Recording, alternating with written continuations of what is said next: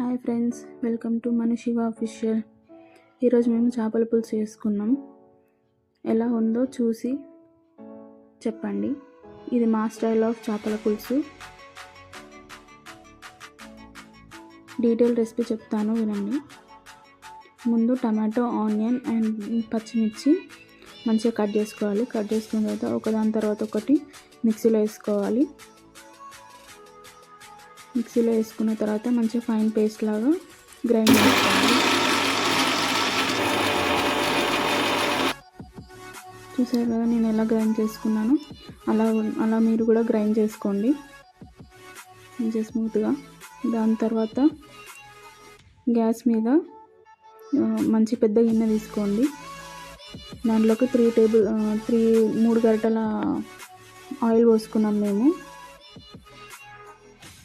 2 kgs of చేపలు తీసుకున్నాం కాబట్టి దాంట్లోకి ఆయిల్ మంచిగా వేడెక్కిన తర్వాత లవంగాలు, సాజీరా అండ్ దాల్చిన చెక్క వేసుకొని మంచిగా ఫ్రై చేసుకోవాలి. ఫ్రై చేసుకున్న తర్వాత ఆనియన్ వేసుకోవాలి. ఆనియన్ మంచిగా కలుపుకొని మంచిగా గోల్డెన్ బ్రౌన్ వచ్చేదాకా ఫ్రై చేసుకోవాలి. గోల్డెన్ బ్రౌన్ వచ్చిన తర్వాత దాంట్లోకి పసుపు, అల్లం వేసుకొని మంచిగా కలుపుకోవాలి. కొంచెం పసుపు, అల్లం దాంట్లో ఫ్రై అయిన తర్వాత దాంట్లోకి కస్తూరి మేతి వేసుకోవాలి. దాని తర్వాత క్యూమిన్ పౌడర్ అంటే జీలకర్ర పొడి వేసుకోవాలి. దాని తర్వాత కొరియండర్ పౌడర్ అంటే ధనియాల పొడి వేసుకోవాలి. వాటిని కూడా మంచిగా ఆయిల్లో ఫ్రై అవ్వనివ్వాలి. మంచిగా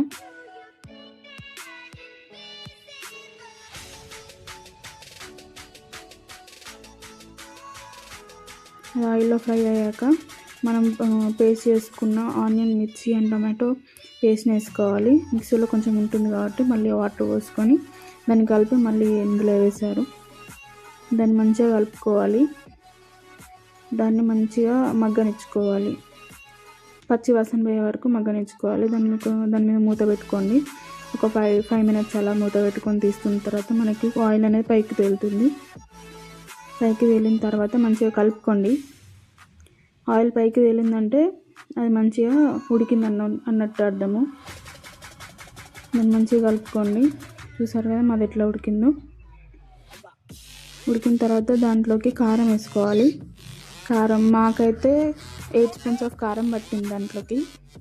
మీరు కొంచెం ఎక్కువ తింటారంటే ఇంకొంచెం ఎక్కువ వేసుకోవచ్చు. తక్కువ తిన్న వాళ్ళు తక్కువ వేసుకోవచ్చు. దాన్ని మంచిగా కలుపుకోవాలి. కారం మొత్తం దాంట్లో కలిసేటట్టుగా కలుపుకోండి.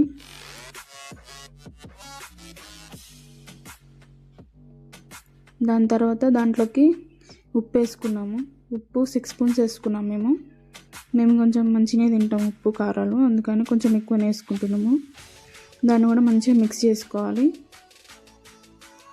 ఉప్పు కారం మంచిగా కలిసేటట్టు మిక్స్ చేసుకోవాలి.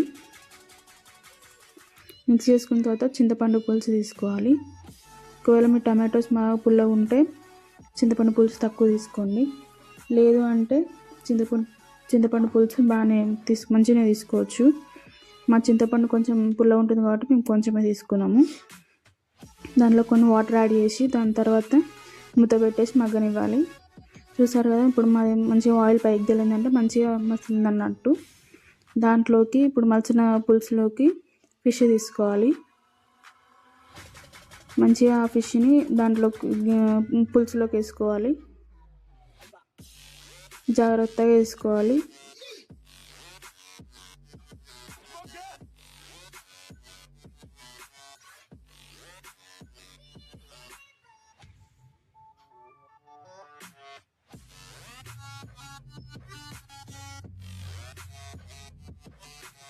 అన్ని ఫిషెస్ వేసాక కొంచెం వాటర్ యాడ్ చేసుకోండి.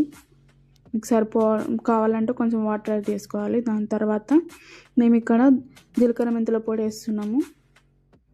జీలకర్ర మెంతుల పొడి వేసిన తర్వాత మంచిగా మసాలా ఇచ్చిన తర్వాత లాస్ట్కి దింపే ముందు 5 minutes ముందు కొరియాండర్ వేసి దింపేసుకోవాలి.